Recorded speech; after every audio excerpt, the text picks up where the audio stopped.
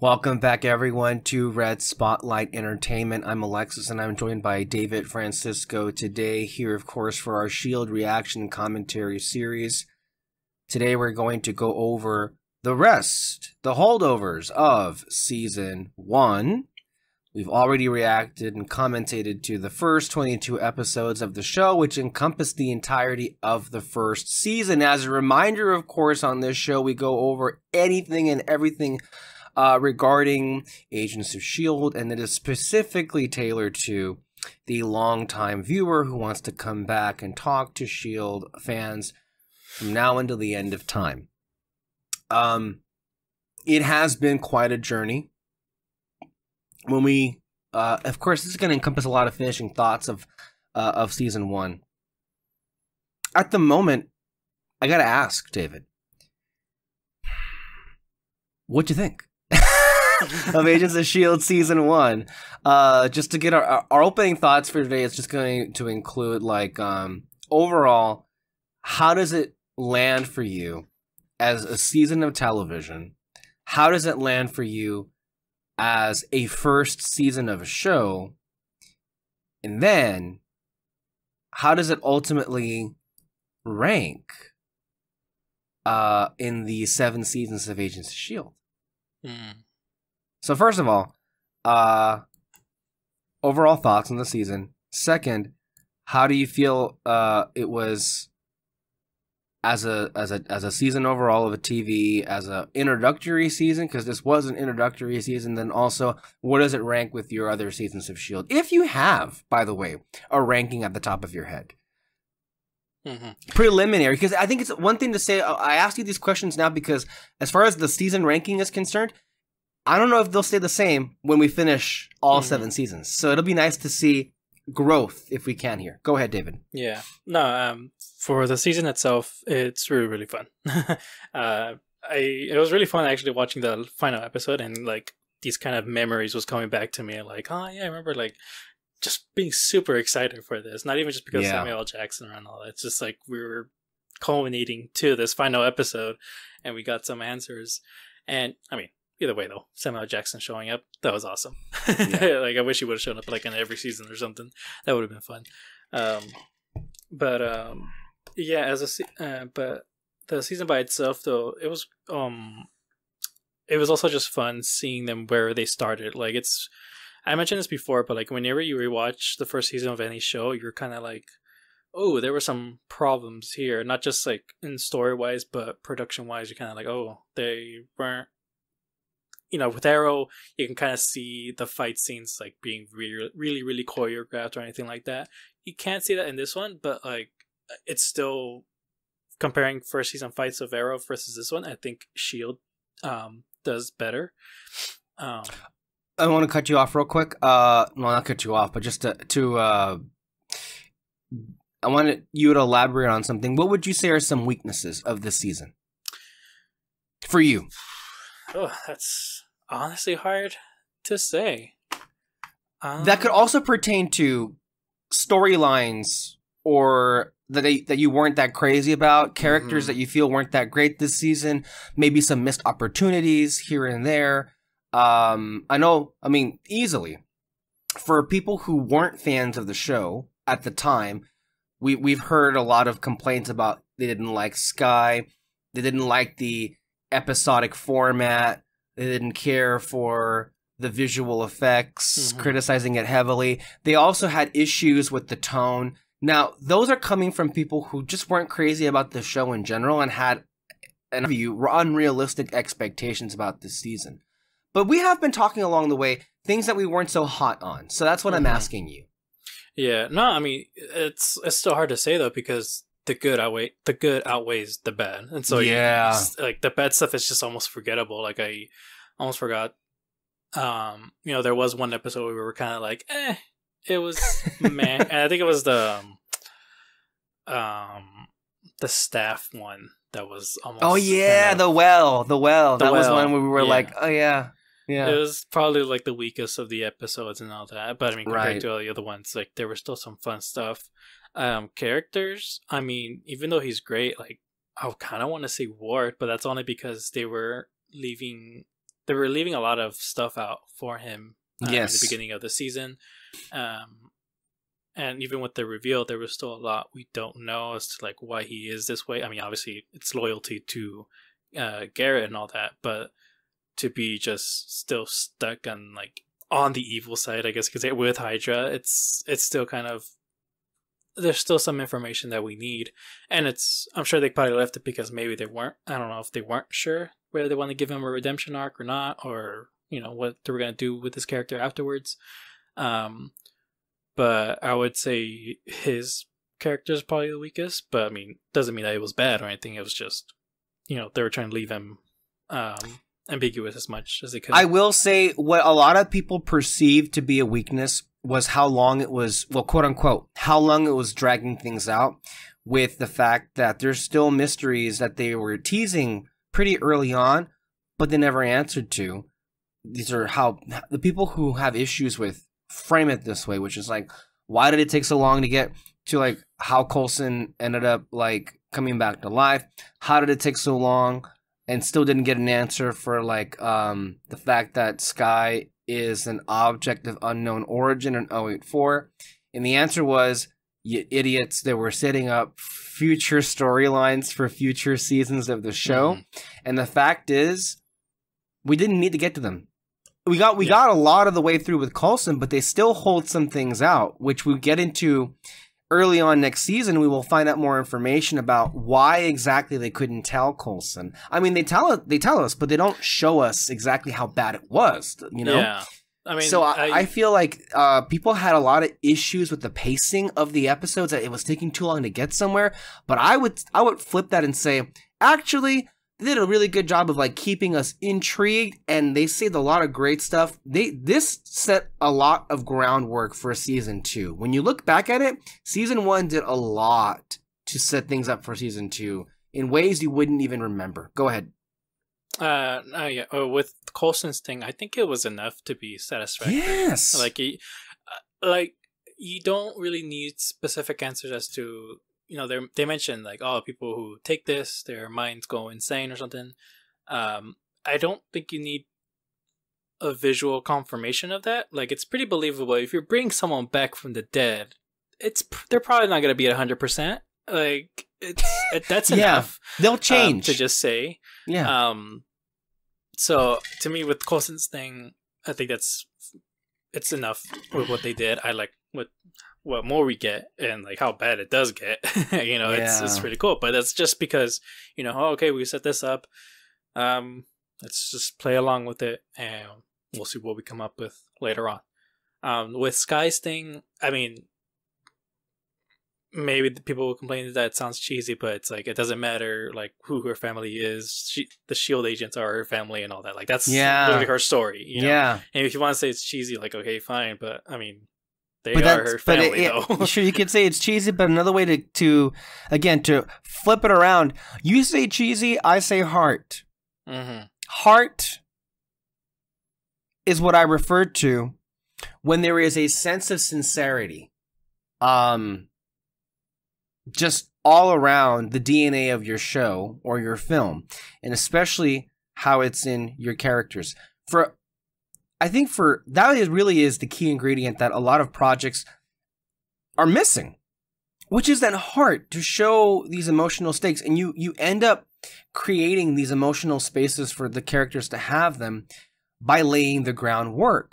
We've been bitching about it literally 22 weeks in a row now, that this season is really misunderstood. I personally, look, at the time, it did a lot of conventional things for what a TV season would do.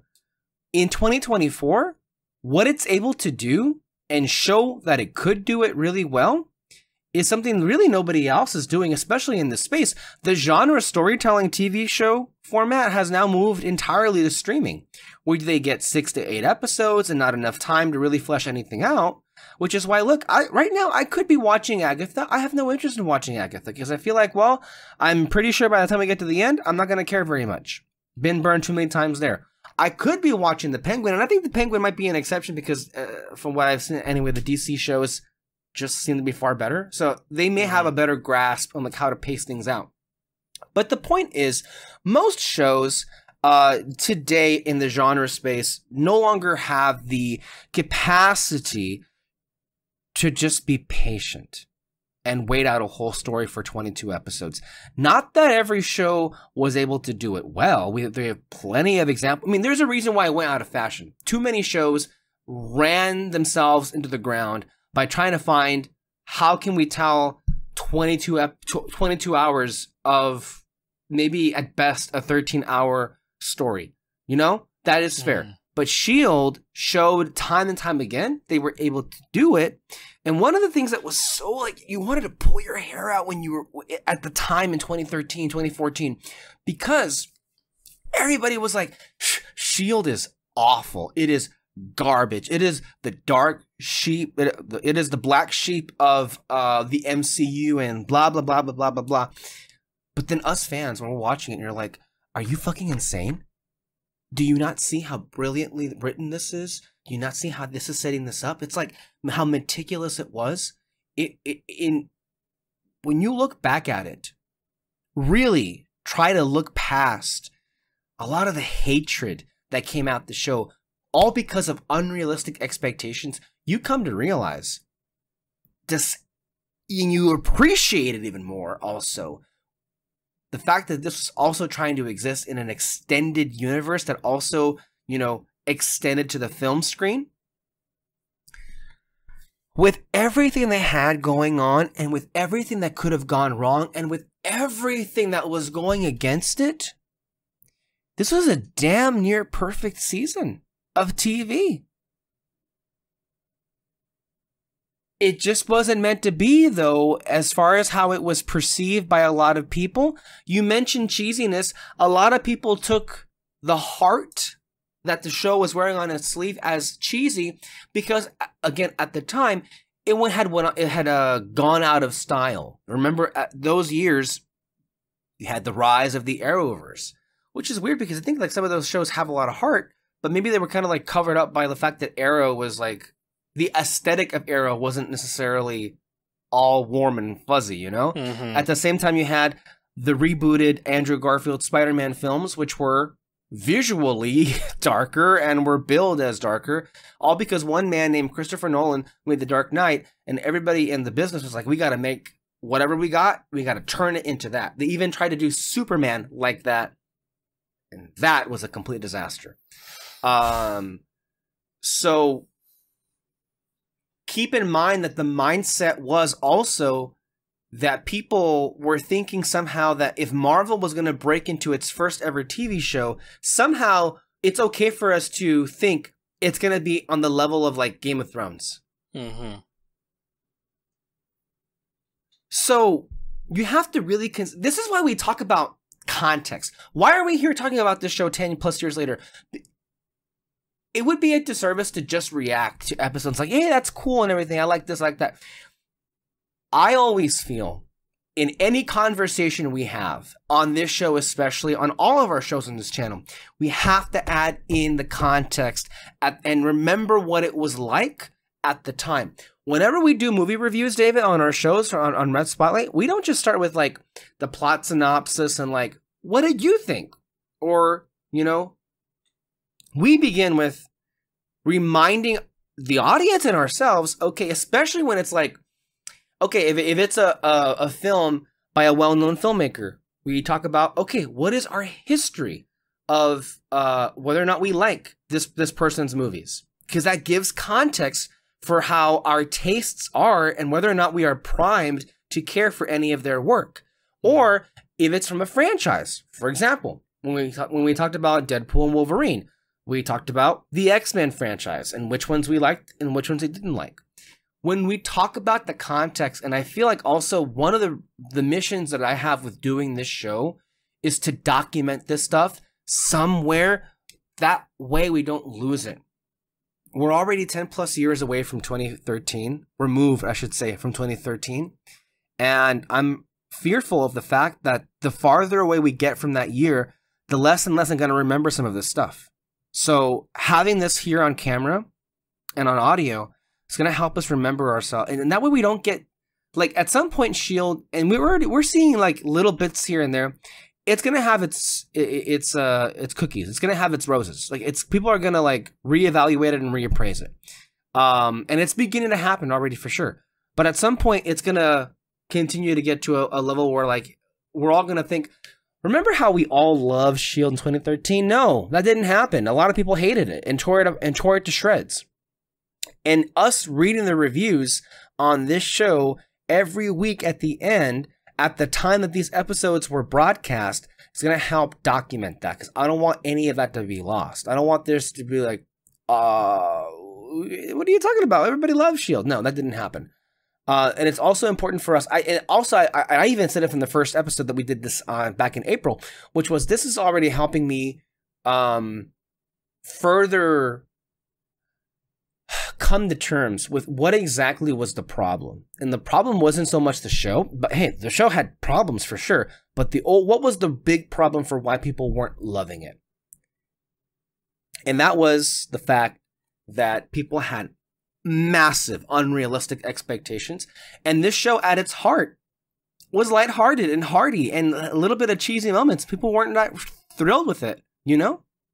And it all kind of came crashing down at the same time when you realize, what? There were no Avengers on this show? I'm going to boycott the show.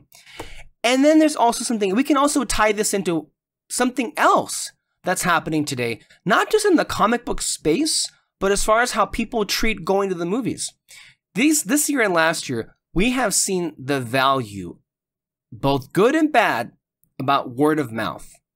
If word of mouth spreads around, people are going to go and actually get off of their asses to go see your movie in the theaters. This happened with Elemental, and this happened with Barbenheimer, for sure.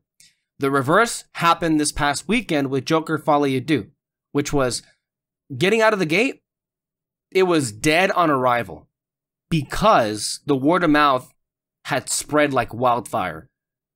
When you have like the worst comic book movie rating ever, people are going to be like, skip. Yeah. That's it. That's all it took. But that happened to us too in S.H.I.E.L.D. Season 1, where a lot of people watched it, but you have to keep this in mind too. And look, I do not mean to be mean when I say this, but a lot of people are very susceptible to the loudest voices in the room. And who were the people who had the microphones at that time in 2013 on the internet? Jeremy Johns, John Campea, Collider Movie Talk, AMC Movie Talk, maybe some early iteration of Screen Junkies. Point is, what were those people saying? For the most part, very negative things about this show.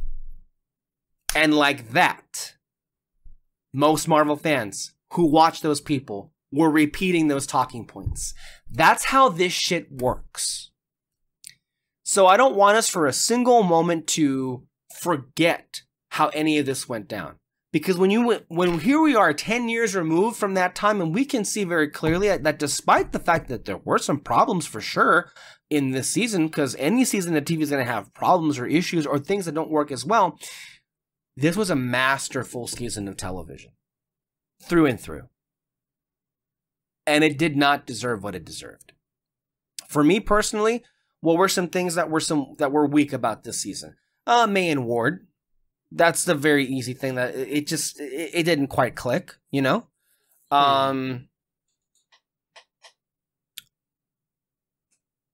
That's it. I think everything else, I feel it was like, it worked really well for me. Look, what this did the most was the best, I should say, is setting up characters that I care about that that I kept coming back to every single year. When this show, I think, is a primary example of what you can get, how much mileage you can get out of your story when you take this much time to flesh out your characters and make the audiences fall in love with them. You have to prioritize that, and this show did that. And look, it was a gift that they couldn't reveal Hydra until way like past the halfway point of this season, because what else were they able to do but to focus on character? And guess what? It paid off in spades.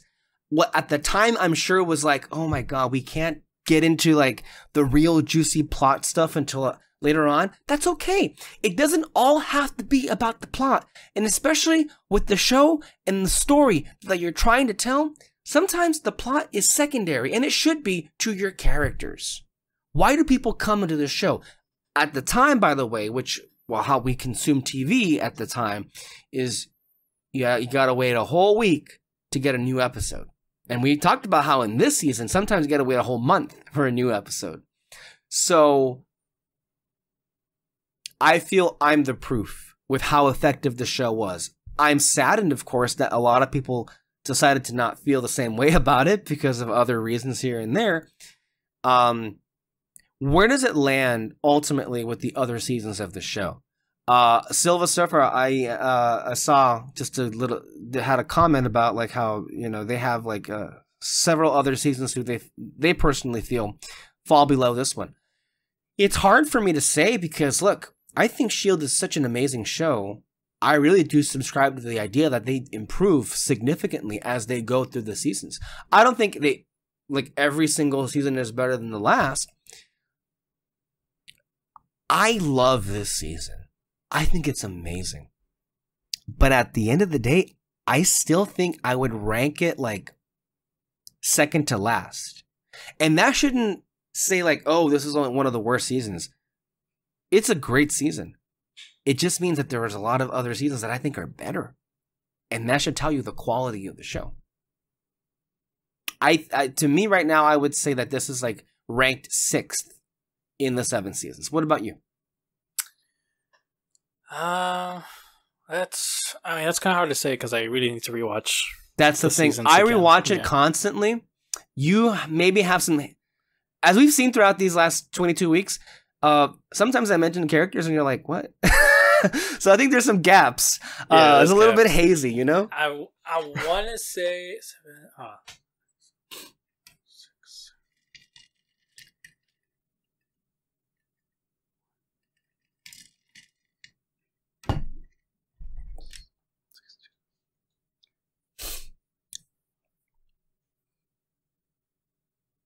We're all here just waiting patiently for David to collect his thoughts. It's okay. It's okay. We're waiting for you. Take your time. I want to say maybe it's like in 4th place. Okay. Again, this is why it's going to be really curious to see how it changes as we go through the seasons. Because I'm sure, look, if so you don't... I'll say that on the top of my head, I want to say 6th season is on last place. Yeah, but that's everybody's, I think. Yeah. Right? Yeah. Then I want to say 2nd season after that. 3rd. So season 2, we'll put second to last. Yeah. That is curious because we're about to watch season 2 again. Yeah. I wonder how that's going to change. And the only reason why is because I do remember the first time watching it, I was like, great moments, but there was something about this season that like just didn't grab me as much as the first. And then 3rd season, I honestly can't remember much about the 3rd season. So yeah. And so that's why I'm putting. And see, season 3 is one that I've gone back and forth with as well. I remember season 3, there were spots in that season where I was like not as engaged. But then season 4 came, and then I was like right back in. And then I think season 4 ultimately is going to be the best season of the show, no matter what. Like that one. Yeah, season 4 is. But I mean, that's everybody's top. But it's for a reason. Yeah, that's going to be a hard one to argue not having that one in first. But I think a lot of people who are watching are going to know. Yeah, that's like a no-brainer. Okay, now let's get into. Is there an episode of this show that's the least favorite of the 22? Is it The Well? I think it's The Well. I'm looking over at the list that I have here. I would say, what are my least favorites of the season? You know what? The Well, but then also, I don't care very much for Seeds. That was the episode where they went to the academy. I like it. I like every episode of the show, but I don't think if there's... I look at it, okay, which are the ones that I don't look forward to rewatching as much? It would be The Well. It would be Seeds. Yeah,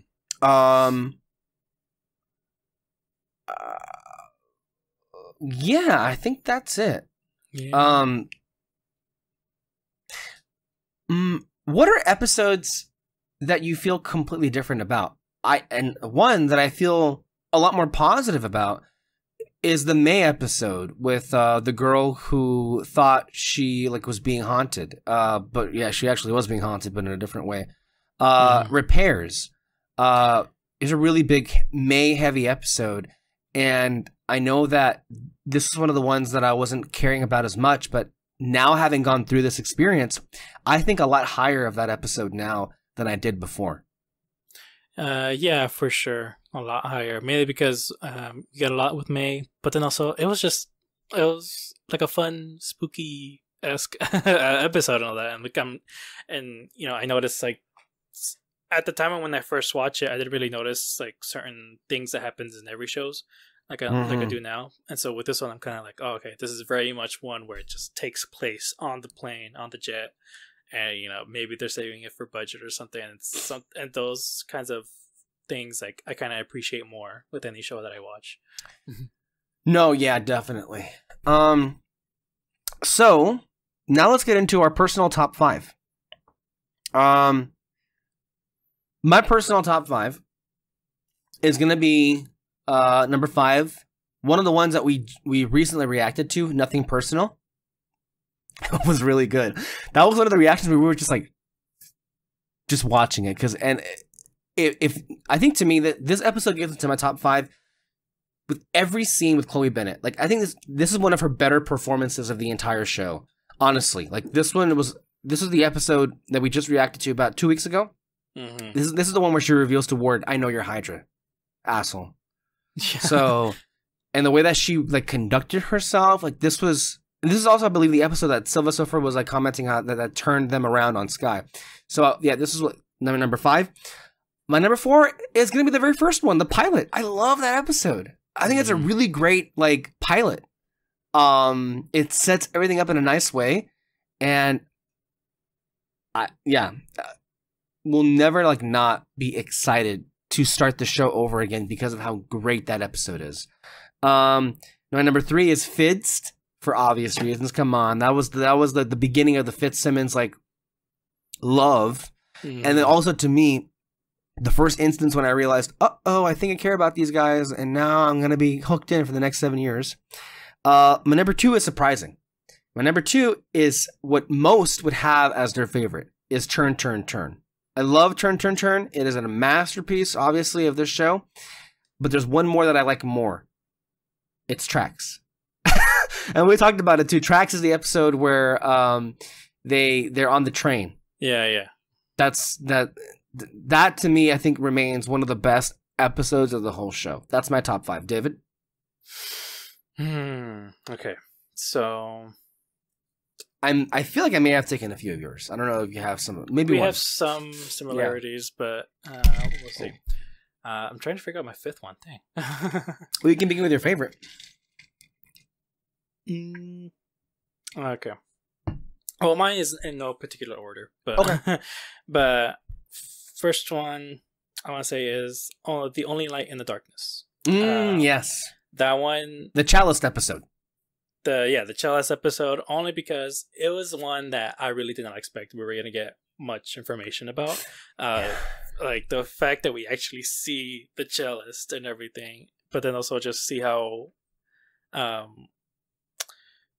we really get to see how much he sacrificed. Coulson did for not just for Shield, but really what he did in the Avengers and all that. And this is why my other favorite episode is The Magical Place. With him, with Coulson and what's her name? Flower Lady. Reyna. That moment, like, I loved it the first time I saw it. I was just like, holy shit. Like, he's freaking acting the shit out of it and all that. And just rewatching it, like, it makes me appreciate, like, how much the actor himself just loves his character too. Yes. And how much he stuck with it. Like, it's amazing. It's one of my favorites for sure. So, go ahead. Good. No, I was gonna say we have The Magical Place and we have the Only Light in the Darkness. That's 2. Mm-hmm. And then Fist, for sure. Elizabeth Henstridge absolutely killed it in this, and also like I mentioned too, it was the episode where like everyone was really like bringing it their all. Yeah. And really know how much they care about one another. Absolutely great. Providence. Oh yes, this is the to me this is the episode that I most associate with like we are not agents of nothing. We are agents of S.H.I.E.L.D. That moment right there. Yeah, and I mean, really, again, it's because of Coulson. Like how much he sacrificed, how much he's willing to fight for this cause, for this, for S.H.I.E.L.D. and everything, and for the world. Really, it's just absolutely great. Yeah, MVP for me, I think this season is just Coulson himself. Yeah, as much as I love the rest of the actors and all that in their character arcs and how much they progress as people, as characters and all that, like it's great, but it's really cool that we got to see how much Coulson did for that one movie, The Avengers. Fifth one, man, this is hard. I want to say there's plenty of good ones for sure to pick from. I kind of want to say, which one was it? Also, by the way, while David is finalizing this, for those of you who are watching and listening, please feel free to write down below in the comments, what are your personal top 5 episodes? What are some episodes that you feel more favorably? And maybe what are some episodes that haven't aged as well? We've been loving the interaction you guys have been leaving on our pages for the last 22 weeks. And as far as like any of the questions that we've been talking about, yeah, feel free to leave your top 5 down below with plenty of description as to why you feel the way that you do. So I'm stuck between 2, which is... Okay, maybe I can help. What do you think? Beginning of the End, the final episode, and 084. Because... Oh, yeah. And mainly because of just little details. 084, I don't know why it stood out to me when we were watching these, but like there's just the little details that we get about S.H.I.E.L.D. itself and how they work as spies and everything. I mean, we learn about what an 084 is. We get some background on Coulson, but then just kind of like, again, like that little detail, this one moment where they were getting shot at, they get back into the jet, and then Sky, I was gonna say Daisy, Sky in this moment, he's just kind of like out in the open, and Ward was the one that's just like, get out of the ramp, you're in the line of fire. And it's like those little details right there, it shows why Sky, Fitz and Simmons become better agents throughout the season, is because they were learning basically from the best, May, Ward, and Coulson and all that. So I really like that. You know what? Fuck it. I'm stealing it. I'm stealing it. I want that one. I forgot. You know what? You're right. That's a great argument. I'm going to put 084 at number 5. I'm sorry, nothing personal. I still love you, but 084 for me, my new list will be 084 Pilot Fitz Turn tracks. Like, yeah, I love that. Episode 2, like I even said that episode 2 feels like the real pilot in some way. So yeah, I'm taking that one. If you want to take it, you can do it for sure. But yeah, 084 is an amazing episode. You're right. You had my mind changed in real time. Like shit, I should have taken that episode. Go ahead. Yeah, but then beginning of the end, again, little details. For one thing, Garrett, the actor himself, fucking just see a completely different side of him, and he killed it. I love the moment where he's talking to Flower Girl, Raina. It's just like his eyes are just like staring like right at her and everything. Like, I've seen it, I've tasted it in my tongue. And it's just like, what the fuck is wrong? Or with you, when he's talking to Mike, like, I love you too. Oh my god, I love our reaction to that part. Oh man. But yeah, I mean, really just him. But then should also... you say real quick before we forget? I mean, look, we've been praising Bill Paxton every single step of the way, but he became a secret weapon that this show was able to use when it needed it the most. You know, like before Winter Soldier happened and the twist happened, he came in at he is the main villain of this season, and I think like when we talk about like, where does John Garrett like rank among the various villains that we've had on the show? He's one of the best, in large part because of how charismatic Bill Paxton's performance is. And you can also tell how much of an impact he had on the show that we wrap around to season 7. We see the character again, but his own son, Bill Paxton's son, is playing a younger version of John Garrett in season 7. And that's legacy right there. And it was really awesome. And I'm sure it meant a lot to not just, Bill Paxton's son, but just to everybody to get a chance to have John Garrett back and it was family. I mean, I got to tell you, just for pure legacy standpoint, John Garrett is one of the reasons. John Garrett, Bill Paxton is one of the reasons for why this show is so great, why this season was so great. What a masterful villain, especially because he wasn't around for the first half. Like, he was hidden in plain sight. This whole intrigue of the clairvoyant, and then it ended up being tied into Hydra. Amazing stuff right there. So I apologize if maybe we haven't been, saying it out loud as often as we should have, but I think it just goes without say that Bill Paxton really became the secret weapon of this show, because anything he would do with his performance was just like, oh my god, this is such a great villain. Go ahead. Mm-hmm.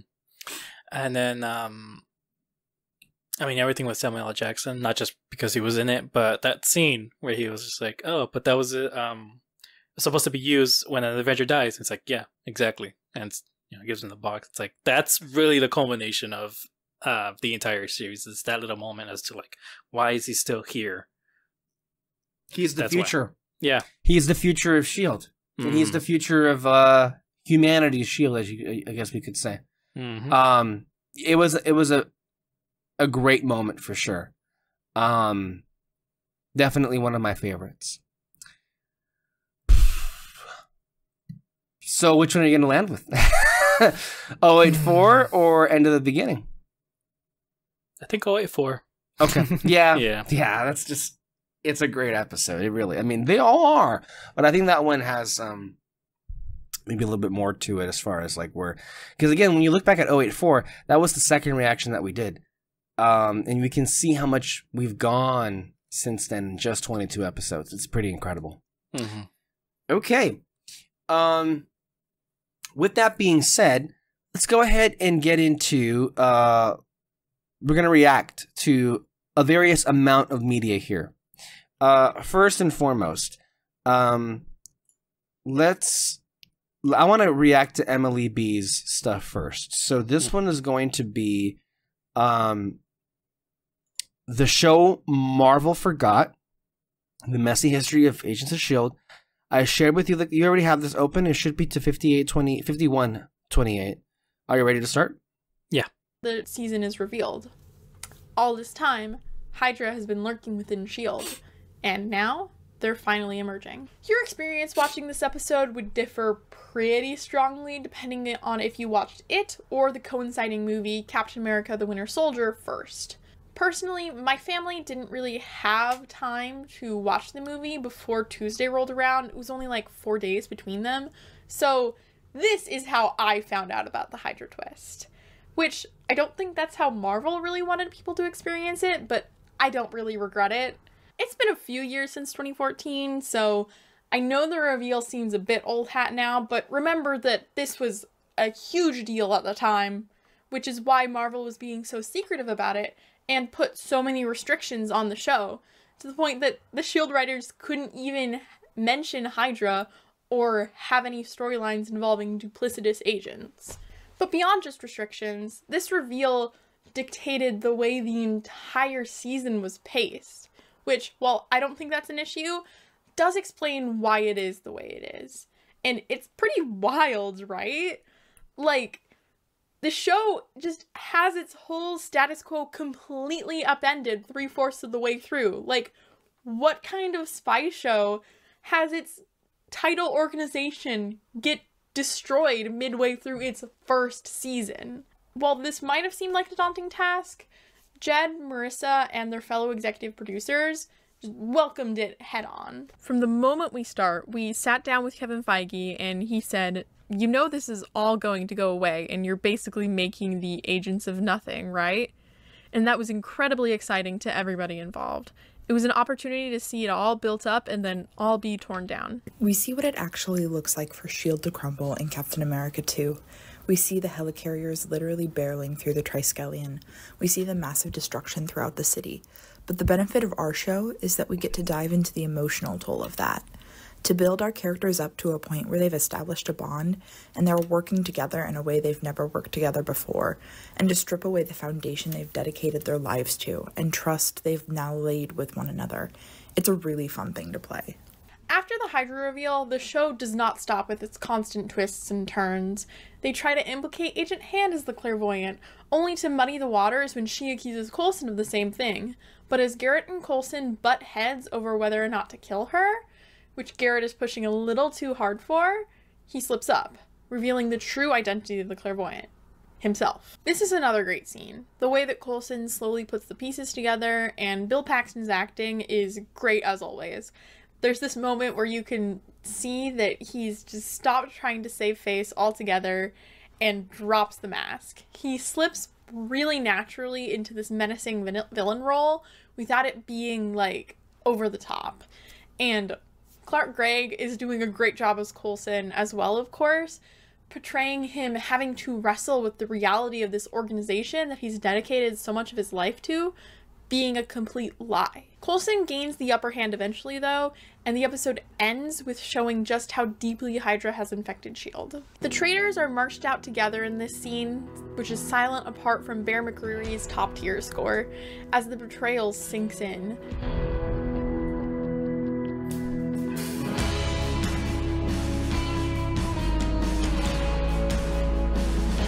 Trip has to be held back when he sees Garrett, lashing out at him before he makes eye contact with Ward, who, in contrast, is clearly just confused and trying to make sense of it. This also highlights that while the end of Winter Soldier feels like a victory, it's really only a small one. There's still just immense loss and wreckage for S.H.I.E.L.D. to deal with, and this show takes full advantage of that. And the episode has one last turn left, one that makes the betrayal feel genuinely personal. While transporting Garrett to a secure facility to be imprisoned, Agent Hand makes a choice very similar to the one that Garrett tried to convince Coulson of earlier, that the clairvoyant would be better off being dead. She hands the gun to Ward so he can deal his revenge, but instead of shooting Garrett, he shoots her. No one expected this reveal when it happened. I didn't, no one I know did, and the cast definitely did not. Brett Dalton only found out about it during the production of the previous episode, and when the showrunners called him in, he assumed that they were going to tell him that Ward was going to die. It's hard for me not to feel like I betrayed them on a really, like, personal level, and they feel betrayed on a personal level too, like, oh, you jerk. And if fans had stuck with the show up to that point, they felt the betrayal too. This is the moment that by far relies the most on what's set up by the episodes before it. It's as shocking as it is because of all the moments that we've seen shared between him and the team, the deep relationships that they've formed. He saved Simmons' life. Him and Fitz were like brothers. He and Skye kissed in the same episode. Him and May had sex a couple times.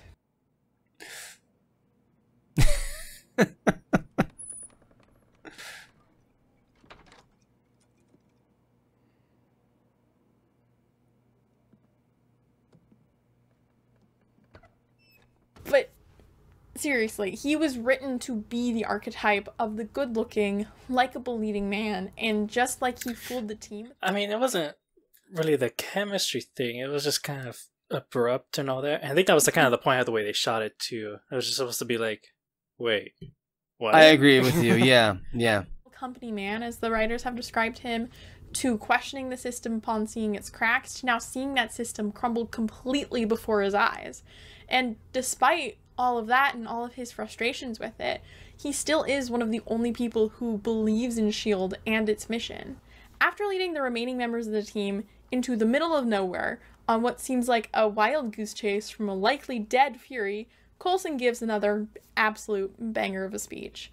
This time, it's kind of reminiscent of that Kevin Feige quote from earlier, if you remember, the one about them becoming the agents of nothing, and directly challenges that idea. This has to mean something. The world needs us. Hydra is out there. We cannot let them win. We cannot let them define us. Do Do you understand that? We are not agents of nothing. We are agents of S.H.I.E.L.D., and that still carries weight. That has to carry weight after everything we've been through. That carries weight! Even if his faith has been shaken, he still needs to believe in something. Even though literally almost everyone is telling him to just give up. Chronic do-gooder Phil Coulson is, I think, physically incapable of doing that. He literally has Hydra, the government, even some of his own team members against him, yet he still manages to almost single-handedly keep this skeleton of a spy organization alive. I'm just gonna be honest, this video took a lot longer to film than I expected, so we've got to like... Don't we know that pain? Figuring out how to use them. So. We may be the only people on this whole planet that sometimes we do 4-hour podcasts. And my hair's different now. Not intentionally, it just happened to be that way. Just to update you on all the changes. Cool, let's keep going. So this is why Coulson is the heart of S.H.I.E.L.D., both the organization and the show. You need someone who can be kind of a constant throughout all of these ever-shifting and changing circumstances. Like, yeah, he does grow and change somewhat through that, but this, like, core of him pretty much remains the same. Of this really compelling and likable leader who is continually willing to give people a chance, and has this really core compassion to him. And I just think that it makes him a lot more interesting than your more cold and distant leaders like Fury, like I talked about before. Like, Fury is very cool. I do like him, but he doesn't have that heart to him. And I think that's one of the things that makes Coulson so likable and also really essential to the show. Put like a 4-season long pin in that. You'll probably forget about it by the time we get there, but it's there. So, and she's talking about very clearly season 6, where Coulson was not on the show. Clark Gregg was there, but Coulson was gone, and you felt that void with him being gone. I'm pretty sure that's what she was talking about. Which is why when season 7 happens, it's like, we're back in it. Yeah. Everything that we know about him. Like, yeah, some of the stuff that we've seen has been a lie. His whole clean-cut, nice guy persona is not who he is. However, the connection that he's had with the team and those moments of vulnerability that he shared with people like Skye, those were real. Those were genuine, as we see when we, you know, finally get this look into his full, you know, character and his background. He really does love Skye, despite how twisted that love might be, and really does care about the team, despite his best efforts not to. However, his loyalty and... It's like Ernest Burkhart from Killers of the Flower Moon. He loves them. He's just poisoning them and killing them. Out of prison after, you know, he was arrested for burning down his abusive parents' home. And by doing this, Garrett was able to take an opportunity to essentially mold Ward into who he needed him to be. Ward is who he is partly because of Garrett's conditioning. Because of his devotion to the only person that's ever shown him any kind of compassion, he had a real relationship with Garrett. So Ward's purpose has always been to do things for Garrett. He's still being a good son, you know, regardless of how or what he's doing. The writers take full opportunity to play with the conflict between his devotion to Garrett and the connection that he still has to the team, most notably when Fitz and Simmons are captured, and Fitz destabilizes the technology that is keeping Garrett alive. Garrett orders Ward to kill them, so he chases them through the bus until they're cornered in a med pod. Fitz tries to appeal to their friendship, the bond they formed, the memories they shared. And as Ward begins to set the pod to drop into the ocean with them inside, the scene is intercut with parallels of another time when Garrett ordered him to cut off a weakness, when he ordered him to kill his hunting dog. That's not a weakness, is it? For a moment, it looks like he isn't going to. Instead, he fires his gun into the air to scare the dog off. And we can almost hope that this side of him will win out and he'll let his friends live. Fitz certainly thinks that he might. But that's not what happens. I know that you care about us, Ward! You're right. I do. weakness. He goes through with it, despite their begging, despite Fitz's continued pleas. We see him in the past again, aiming at the dog through a rifle, likely going to kill it anyways.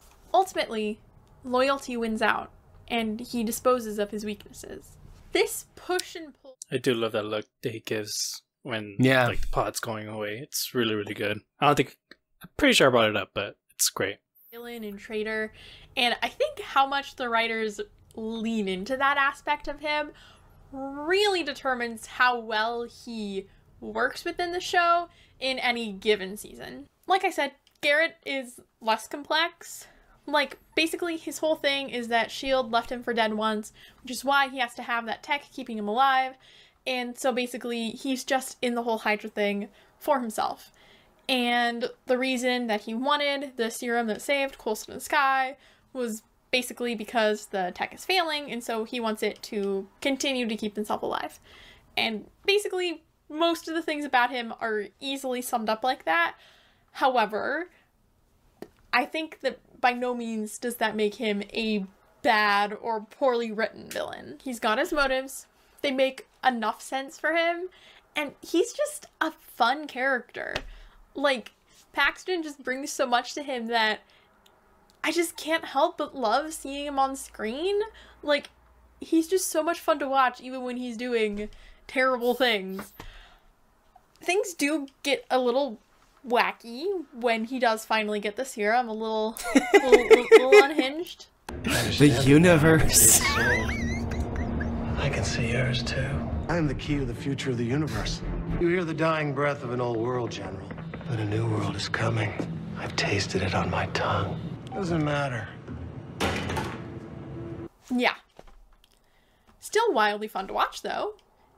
Except maybe when he tears a guy's rib right out of his chest. That was gross. With the major twist of the season already out of the way. I wouldn't say that was fun. The way she blurred the blood Right? part. That's what I did in our as opposed to below reaction when Yeah. all those bloody parts. I don't want to diminish the quality of these episodes. You at have all. to. They are really good. We get to see the famed cellist mentioned in the Avengers, the team's reaction towards betrayal, Trip getting to be a real member of the team, and even some more revelations about Coulson's death. These are all solid episodes. They just don't pack as much punch as the ones with the more big moments. But those ones are some of the best episodes of the show, so I don't think it's really a negative to just not quite be up to that caliber. I just think the biggest consequence of the show being laid out this way is that the finale doesn't really get to feel like a finale. Usually finales are kind of the biggest culmination of all of the events being set up in the show, but because we had that culmination way back in episode 16 to 17, it means that this one doesn't really get to feel like that. Again, don't get me wrong, it is a good episode, but it's just not necessarily what you want or would expect out of a finale. At the same time, though, it does about as effective of a job as it could at wrapping up the still very loose threads left after the Hydra reveal. And because I'm so very biased when it comes to this show, my favorite part is obviously the parts with Fitz and Simmons stuck at the bottom of the ocean. It is a little bit strange, the kind of tone switches between this high energy, high stakes spy mission where they're infiltrating the Hydra base and beating up bad guys, to these a lot more slower and somber emotional scenes between two people who think that they're about to die. However, I don't know, I think it works well enough, and most of what I care about is the stuff in that latter half, and so I don't care. I just want to see my babies. I sound like such a... I sound like I should have been on Tumblr. I'm sorry. Out of all of the characters in the show, I think Fitz and Simmons are definitely the most interesting ones to have in this situation. From the beginning of the show, they're set up as the most naive and... God, looking at pictures of them from the first few episodes, whoa, that was a long time ago at this point. Halfway through the show, seems a little bit more prepared than they are at times. They fill a much lighter comedic relief role in many episodes. when she shots it. In a lot of moments, they demand to be taken seriously. You certainly have a gorgeous head, don't you?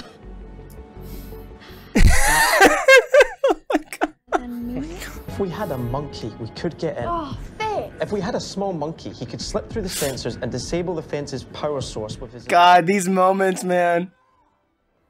And then we have this.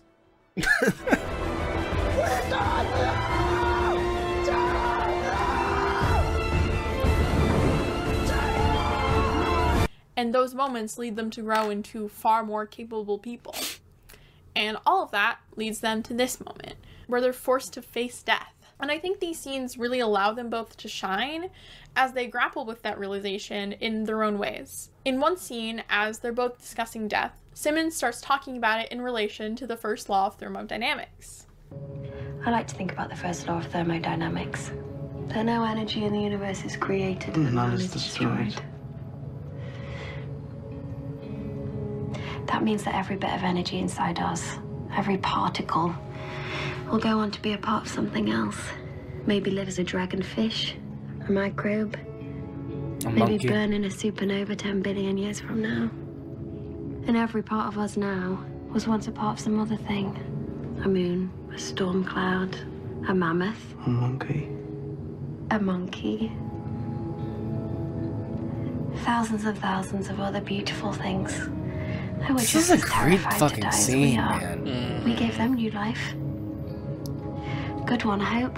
The show made me not be able to be normal about the freaking first law of thermodynamics.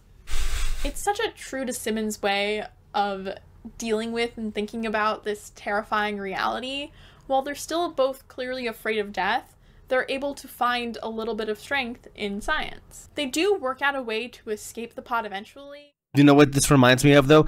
It's funny how this is in a containment pod, and then one of their most memorable episodes, 5 seasons down the road, in season 6, the climax of that has them shouting at each other and reunifying in a containment pod. Yeah. Just the parallels just hit me right now.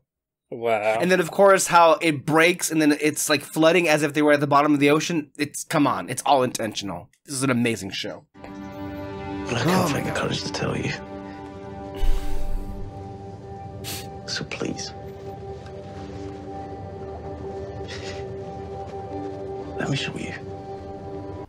I'm not kidding when I say I basically have this scene memorized. Like I said, I cannot be normal about them. Simmons resists, but she eventually takes it, pulling an unconscious Fitz with her, and they're rescued by another Nick Fury cameo, and Fitz just barely survives. Unfortunately, that isn't actually the main plot, because they still gotta deal with the main villain or whatever. Coulson takes on Garrett, only to find out that he has gone off the wall crazy, rambling about the things that he's seen because of the serum. Oh, and he has super strength now, or whatever. Fury swoops in to help him, and there's a standoff, Fury and Coulson on one side, and Garrett and Mike on the other. Clearly the matchup is pretty lopsided. Which, to be fair, in that episode, they don't say why he has super strength, but in the episode before, they did say that he should have been having them all along, but his organs are too far gone, that the serum wasn't having that effect on it. That's why he... A very cathartic fight in which May just absolutely bonds him. God. So he gets to be a S.H.I.E.L.D. prisoner now. At the end of the episode, Coulson finally gets a well-deserved opportunity to...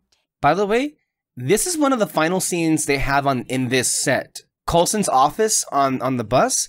I mean, I'm not sure we have that many more scenes in that room in the next season. Oh, and he specifically recommended that the project should be ended. To be clear, I'm recommending the term. So Emma here is going to say something.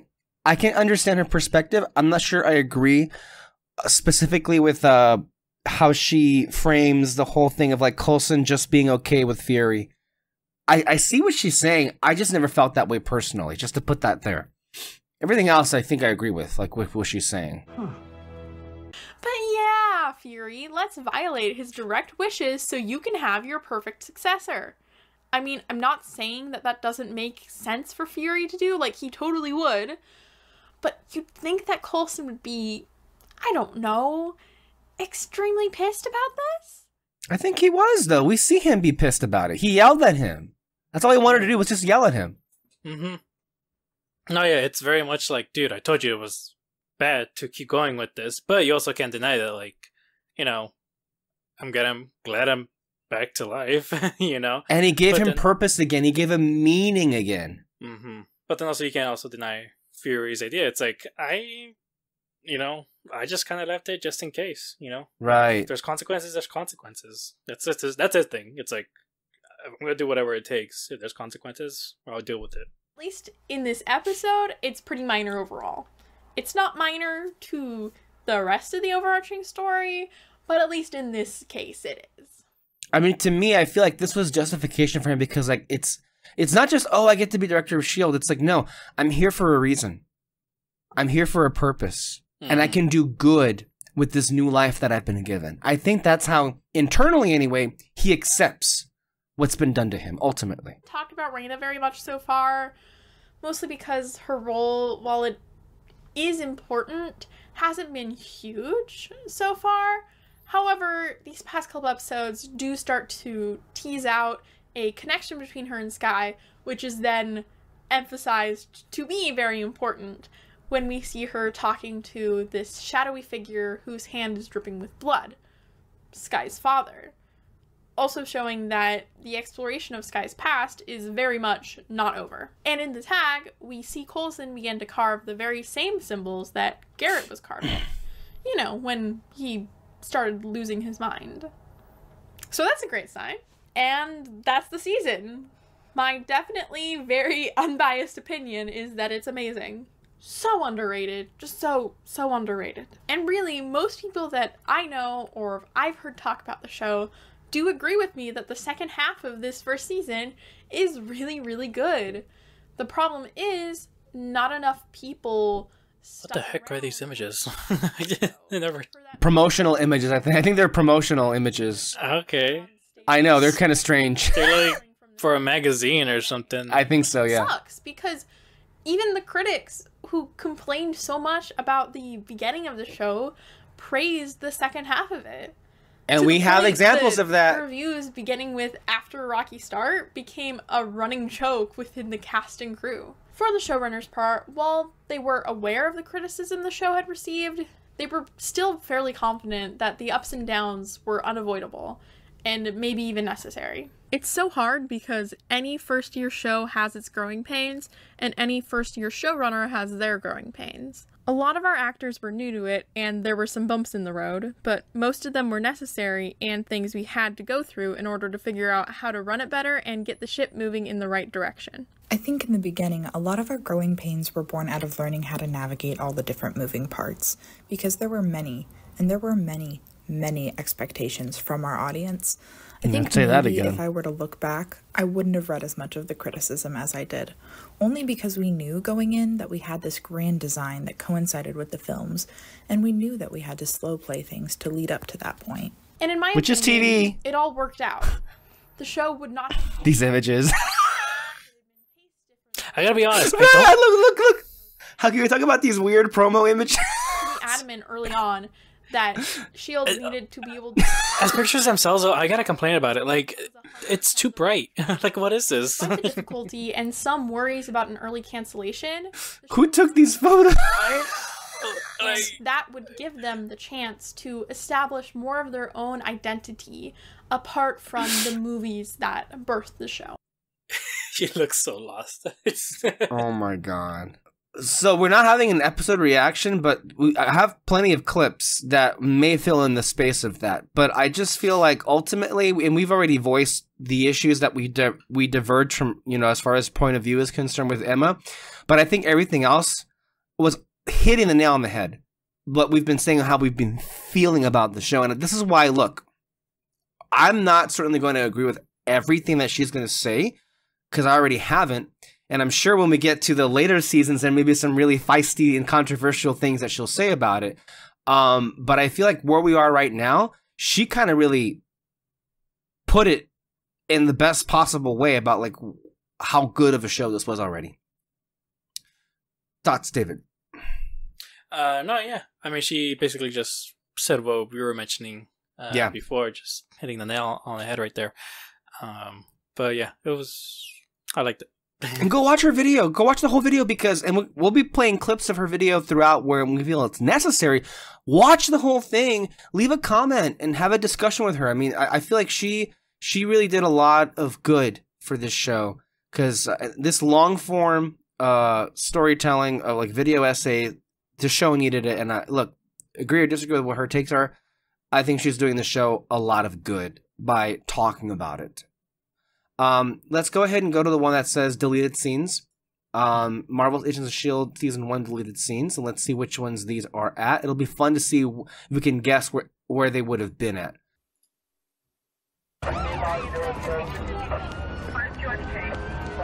This is obviously the pilot one here. Some of these might be pretty obvious why they cut them. They may not be as necessary. Taken out. I understand. But what if they trace it back to...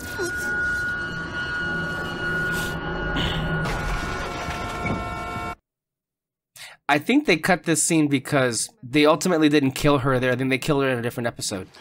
Find anything else on this guy? Not really. Address on his license was bogus. Turned out to be a condemned building. Hackers like him tend to stay off the grid. See? Aren't you glad you... This is the episode where they're chasing after Miles. And right now we're going to see... Coulson and May. Look how they are. You sure about this? No. But do it anyway. This is where Coulson had May follow Skye. Basically. Agent May? Oh, hello. I don't mean to disturb you. I was just wondering. No. But I've run into a... This one, who was it? Like, either Gary Marshall or Silva. The Hub. Told us about... No, the Hub, like, yeah. Whoever told us about where she shot Sitwell. Say it again, David. I didn't hear you go... If this was either Gary Marshall or Silva Surfa who told us about this clip itself. One of them, for sure. Yeah. Yeah, we were told about this, yeah. I'm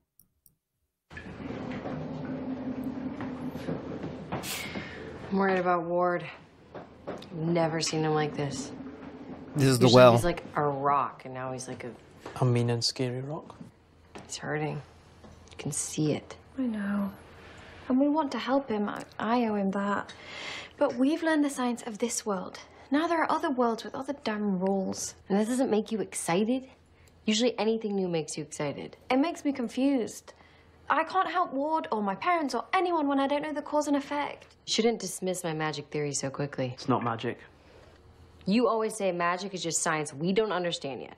And this, none of us get it.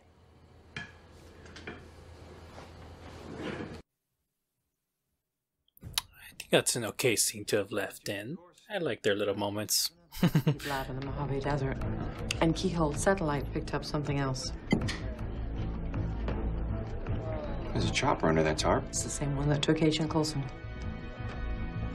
Permission to take point. This is the magical place, I think. Or...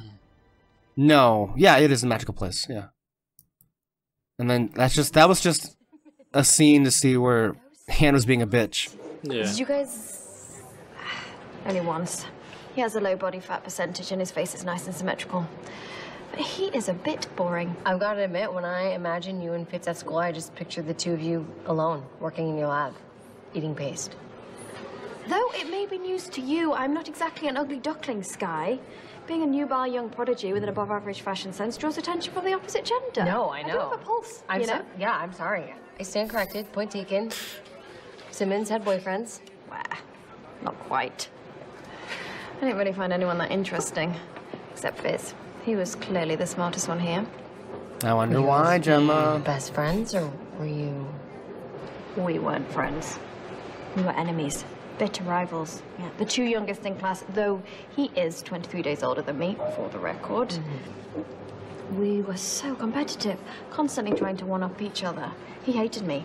Hated me. Really? Yeah, didn't speak to me. Finally, we were paired together in Chem Lab, much to our dismay, and then we just realized that combined we were twice as smart.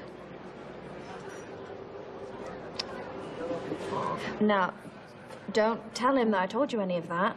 I don't want his head getting any bigger than it already is. They should have left that one in there. How did I never see that scene before? Yeah, that was really good, especially with both of them two talking together. It would have been great, like, to see this, and then also when we get to season, what is it, 5, 6, where they get drunk. 6. Yeah. But that's because she likes homework more than life itself. She's a walking encyclopedia. Nice to have someone to talk shop with all the time. Or to just plain talk to. You know, I didn't like it here at the academy at first. You didn't? Nah. I was shy, bit of a loner. My mum did her best at home, but may as well have been speaking Japanese when I talked to electronics. So I kept things to myself. Me too.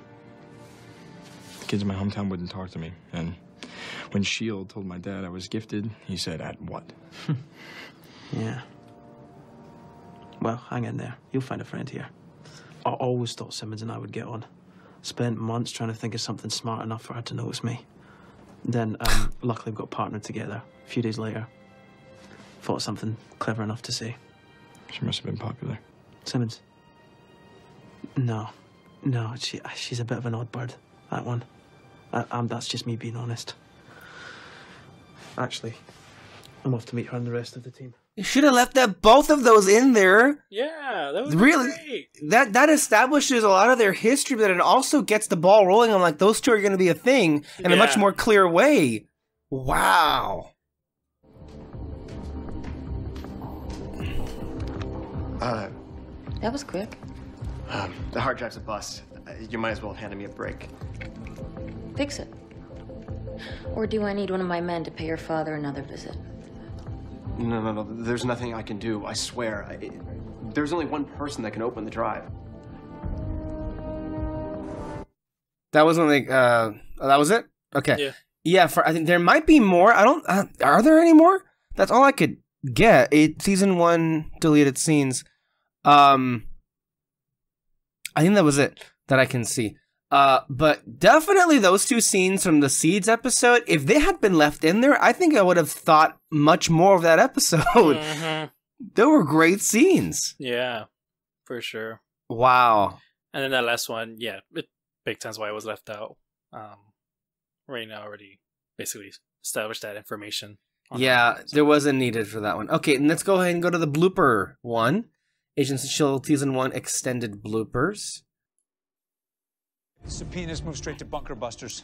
Bombs. Big bombs. All the while, Hydra is still out there. Did you say Hydra? Or what?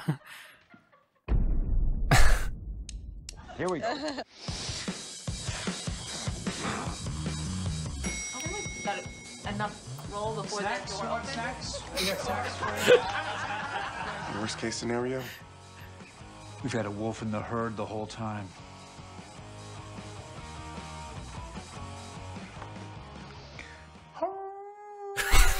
If details get out, the whole operation might be compromised. Thought we ought to be level 8 to discuss this. We're not discussing anything. Yes, Charlie. Yeah, they mentioned this too in one of the bloopers. Is it operational? Yeah. Is it dope? This is dope. We need to lock this guy down. He's extremely unstable. More than you know. Oops. He's over here. It's a brave new world. A really old car. Lola can keep up.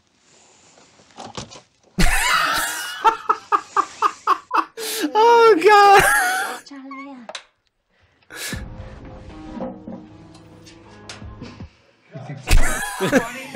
Hello, everyone watching the dailies. Welcome to Cody's Corner. Can you please get your ass off my car? No way. I'm waxing. Woo. Gotcha. Slap. Wait, childish. This guy was childish. What are you getting at?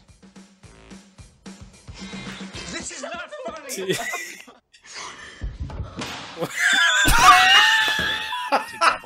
Oh my God. Could you imagine if we sweat through our tongue like That's funny, man. To ruin that emotional scene. all the time? Hola. Yo solamente bailo de salsa. Bueno. Reset. What did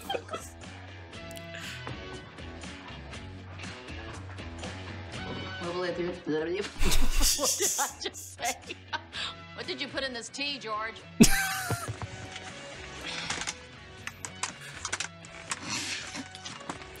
Such a klutz. Oh, Jesus. You okay, Meg? Yeah, I'm okay. It's very slippery back here now. I'm hungry. They got some taco stuff over there. I smell it. That's probably why I'm hungry. I know it's not what you want. What's the matter, bro? I I'm didn't know talking where to we you. were. I'm sorry. Well, you made a little mistake. And I'm about to tell you what it is. I'm about to tell you what it is. Ready? And...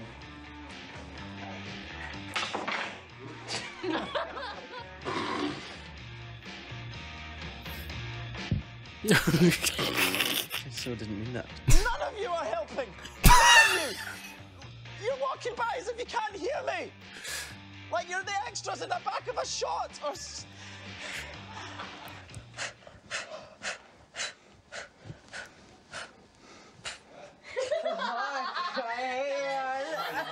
Garrett, what the hell are you doing here?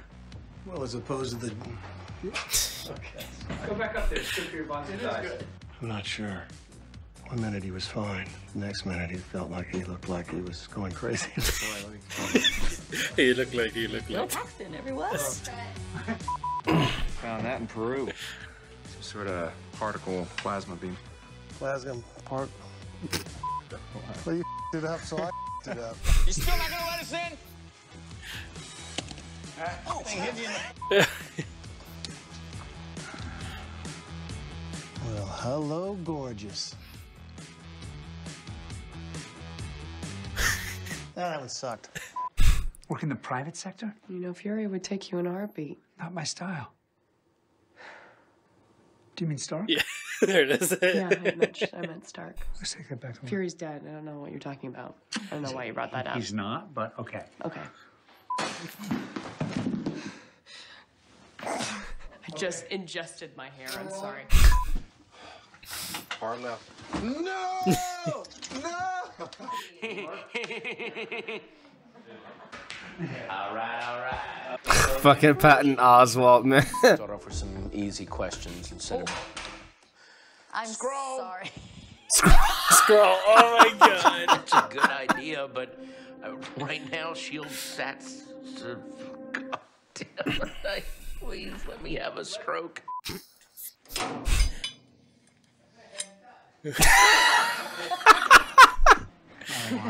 God, these are so great. To want me.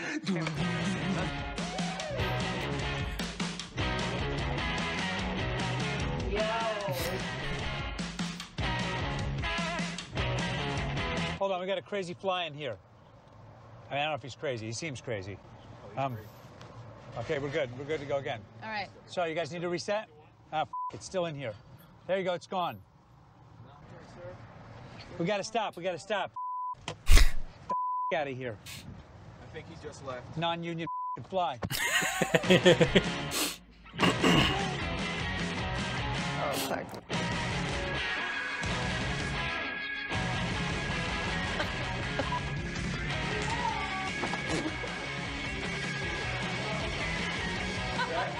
What's up? We're going to do a Mozazo. Oh, yeah.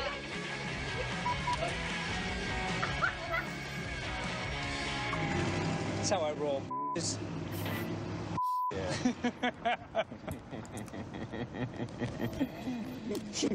Most views on YouTube. Is it? Mm-hmm. It's the most viewed video.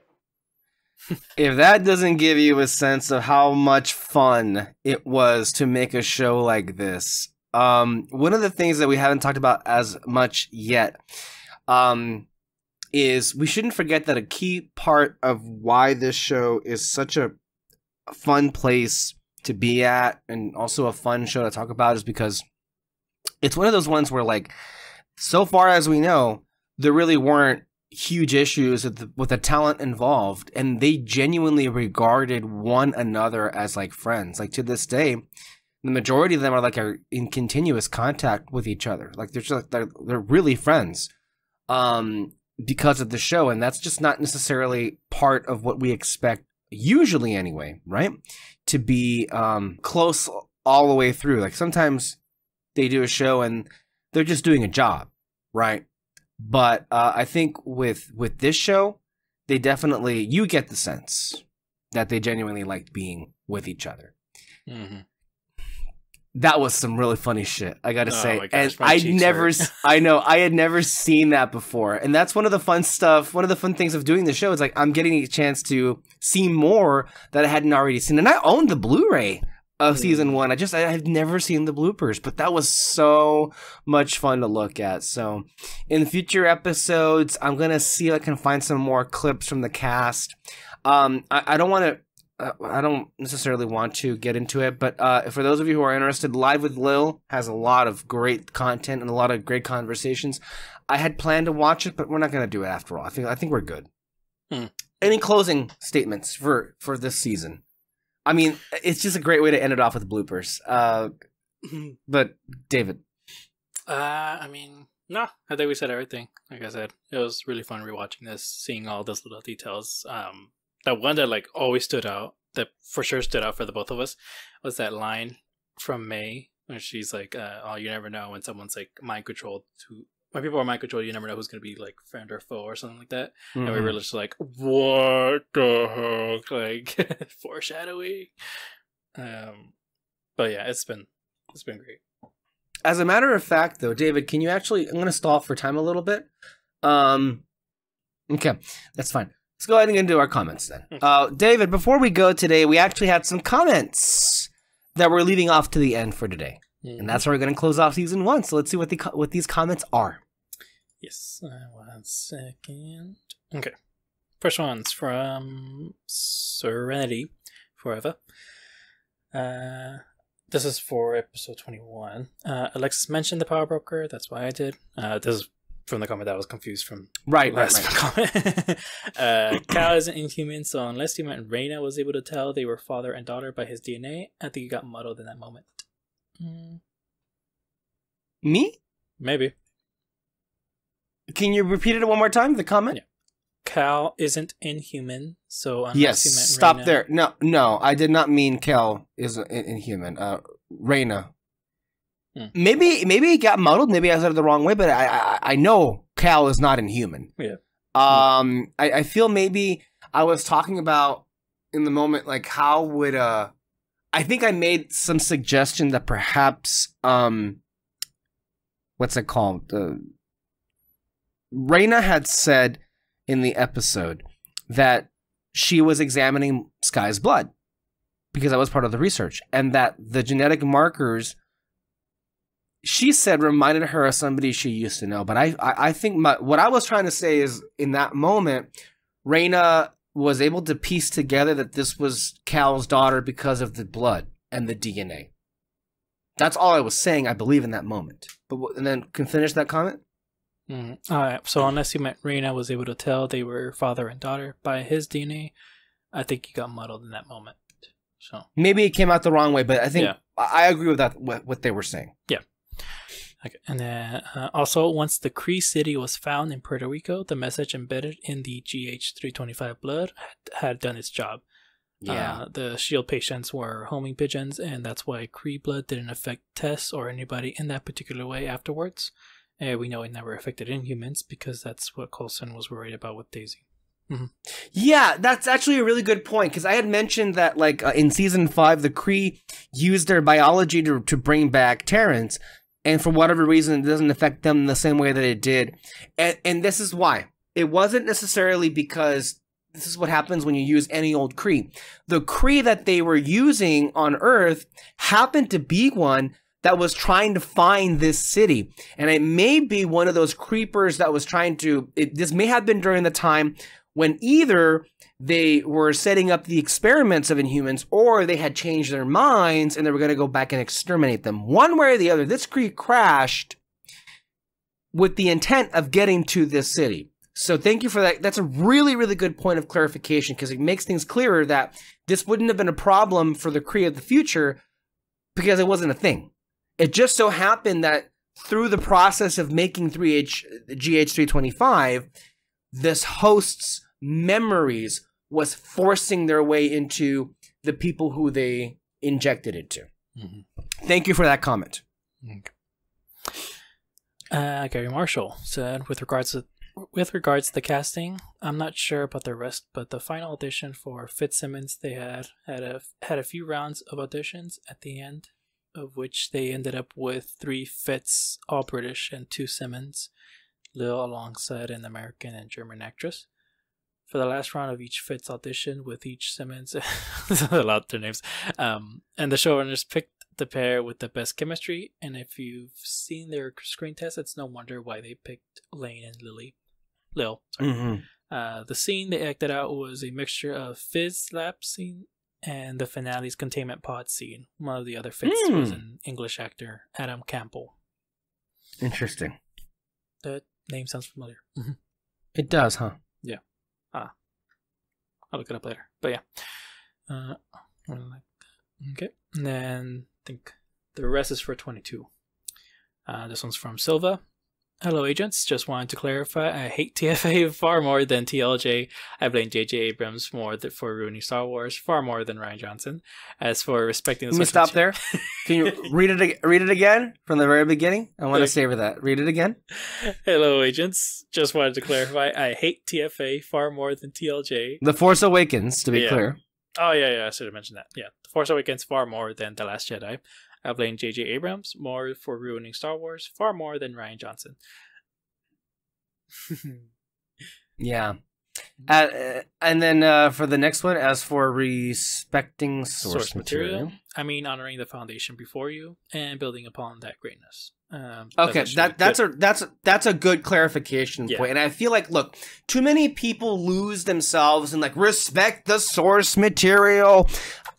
When people say that, more often than not, and maybe this is not you, and clearly it's not you, Silva, but most people mean you have to do it the same way they did in the source material. You cannot stray. You cannot make any changes. I feel 9 times out of 10 people mean that when they say respect the source material. But of course, there's nothing wrong with honoring the foundation before you and building on that greatness. That's, I think, the intent of most people. I think maybe we run into some issues when perhaps you have some creators who sneer at or are really at odds with like what, you know, was the identity of the source material. I think for me, look, I think in many instances we should champion the idea when somebody wants to go into an established property and want to do something on their own. Why shouldn't there be, you know, different versions of the same thing? And I think Zack Snyder did that. But the problem with his version of the characters that he was using is he took something and made it completely not what it was supposed to be. He took these characters and very clearly, based on the decisions that he made in his movies, he doesn't very much care for many of these characters and just kind of made them with however he wanted them to be.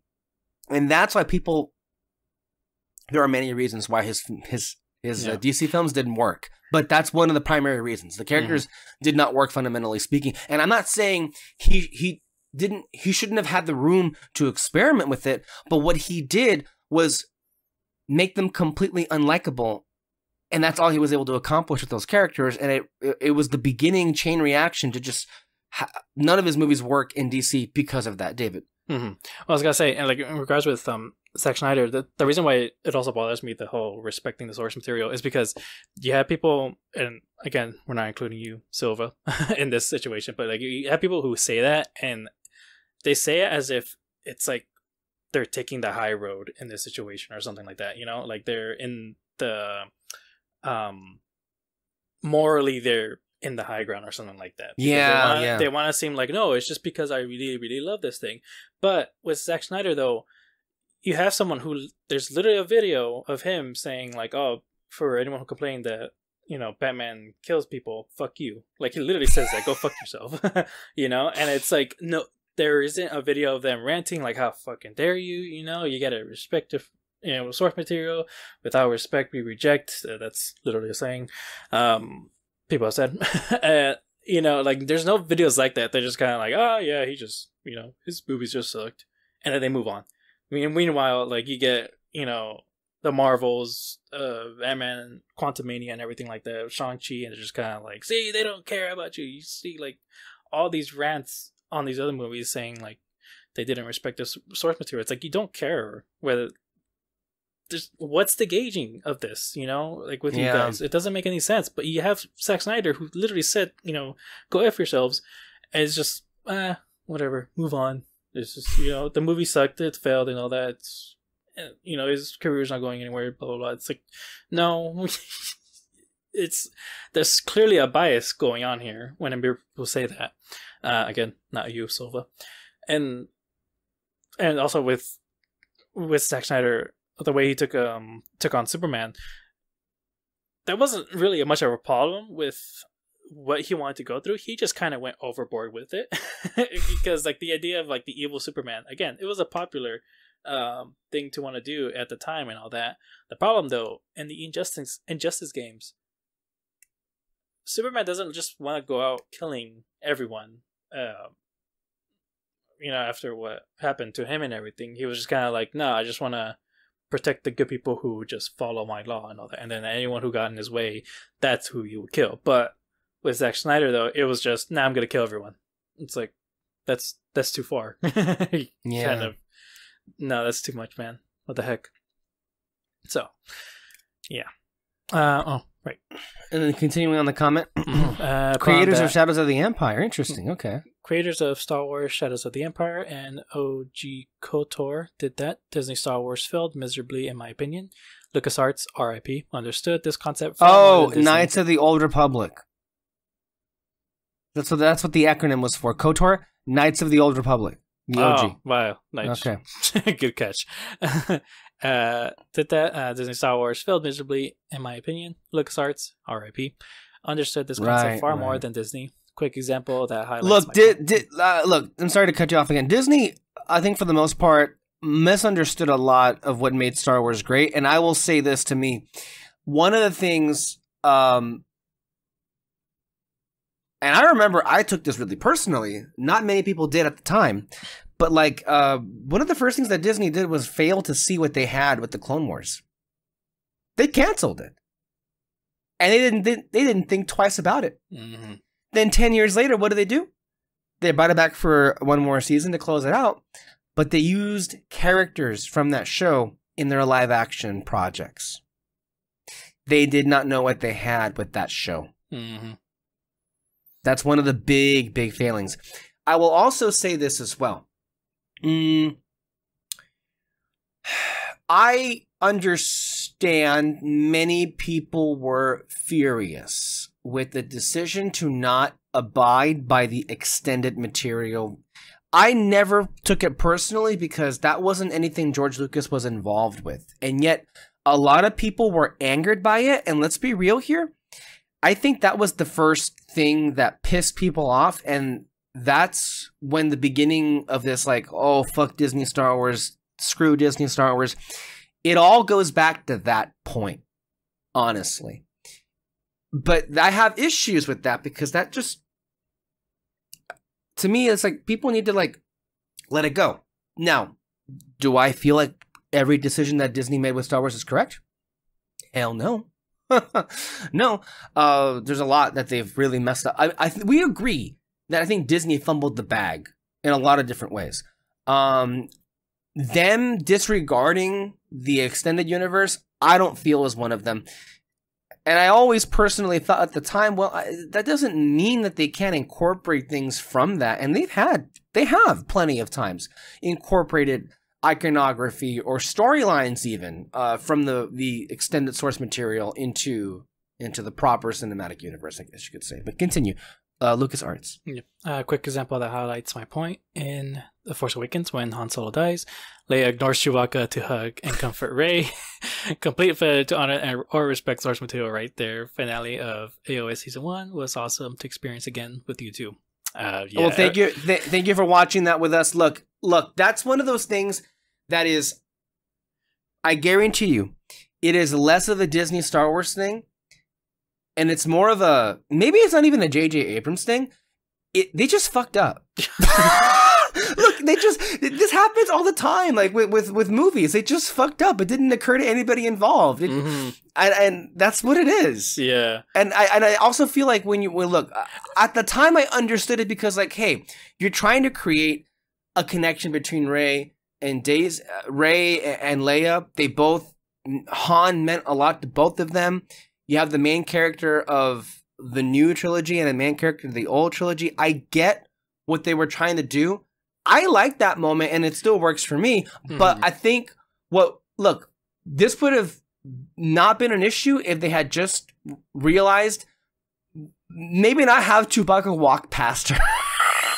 That's a big mistake. Yeah, or really start off with her like comforting him first and then go to Rey and all that. That would have been better. And no, but yeah, true. Like I did not notice that the first time I saw the movie. I was just kind of like, yeah. And then people were pointing out, why is she walking away from Chewie? It's like, how is she not comforting him? They don't even acknowledge each other. And then, of course, in The Last Jedi, when they do embrace, I remember when we first saw Last Jedi, Kyle was like, he was seated next to me. He was like, finally they hugged. Or they acknowledged each other at the end of The Last Jedi, which is funny. I'm sure a lot of people felt that way. It's like, look, that's a mistakes good example happen. too. Comparing that to fucking Rise of Skywalker, where he gets the medal, it's like that's a completely different thing. Oh my god! Yeah. Okay, but yeah, okay. Jesus, it's so funny how The Force Awakens, The Last Jedi, and The Rise of Skywalker, in many ways, are like speaking to different audiences.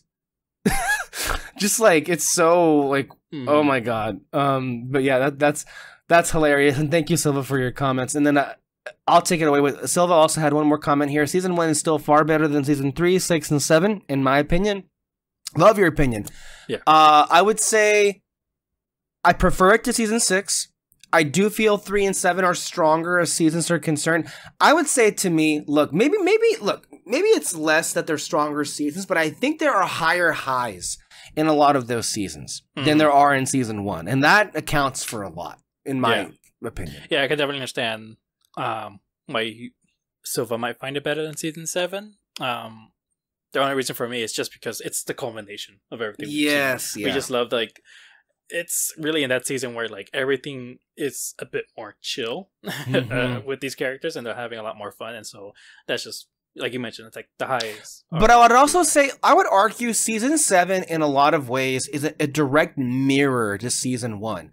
One of the things that just occurred to me is that in the season 1 and season 7 finales, what they have in common is while a lot of the resolution is happening, Fitz and Simmons have like this whole storyline to themselves. Like a big chunk of the finale is spent with like, dedicating to Fitz and Simmons.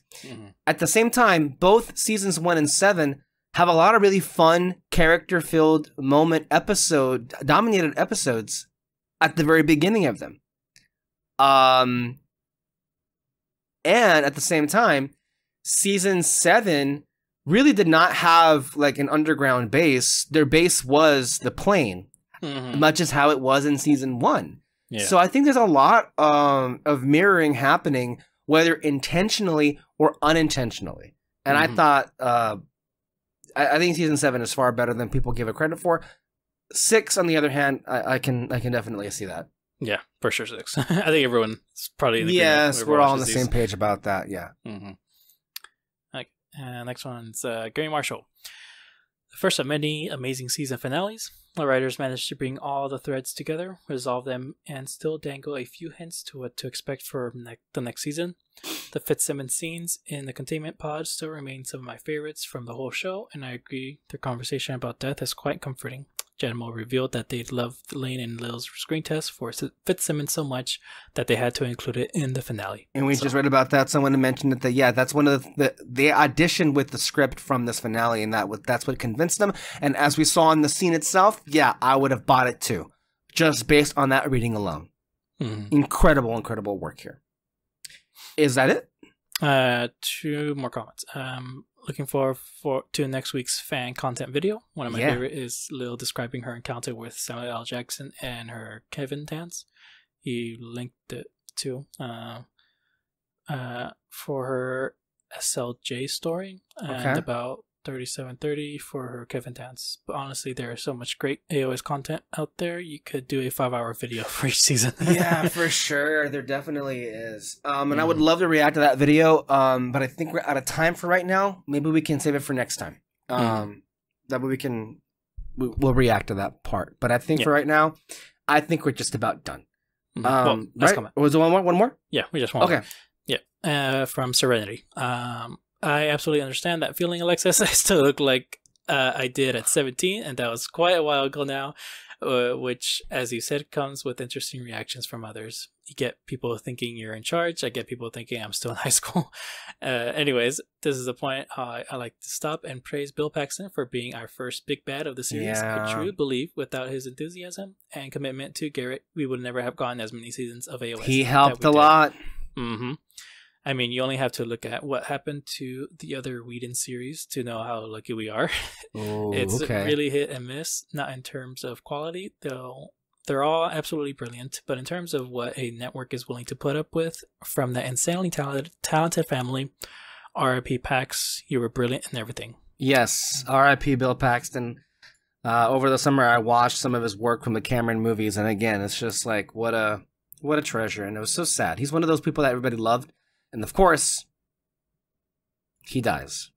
But this world is still filled with plenty loathsome, vile creatures that continue to move on. It is a very unfair and unjust reality that we live in. Anyway, what a dour place to end off. Anyway, we love the show. We love all of you for commenting and continuing to watch and watch along with us.